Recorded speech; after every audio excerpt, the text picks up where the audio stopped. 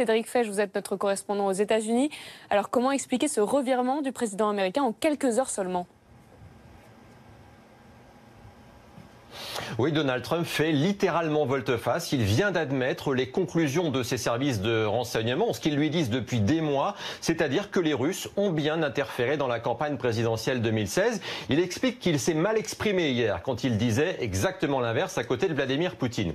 Mais ce n'est pas la première fois. En fait, on a déjà vécu cette scène lorsqu'en novembre dernier, Donald Trump a rencontré Vladimir Poutine. C'était au sommet Asie-Pacifique au Vietnam. Il expliquait à chaque fois que je demande à Vladimir Poutine si la Russie a interféré, il me dit que non, et je crois vraiment que quand il me dit ça, il est sincère.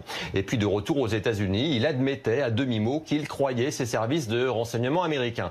Chronologie exactement similaire hier à Helsinki. Donald Trump disait « Monsieur Poutine me dit que ce n'est pas la Russie, je ne vois pas de raison que ce ne soit pas le cas ». Et donc de retour aux États-Unis, face au tollé soulevé dans la classe politique, républicaine comme démocrate, il admet aujourd'hui l'ingérence russe. Donald Trump confirme jour après jour en fait ce qui se dit dans les coulisses du pouvoir à Washington. Le président américain a tendance à se laisser convaincre par le dernier qui lui a parlé. Cette fois, le scandale ne glisse pas sur Donald Trump comme d'habitude. Il traverse les partis politiques. Donald Trump est plus isolé que jamais. Le Congrès se désolidarise de lui et l'homme qu'il a nommé en avril à la tête de la sécurité nationale dit qu'il n'a pas attendu de consigne de la Maison-Blanche. Il se prépare déjà à contrer une cyberattaque russe lors des élections de l'automne.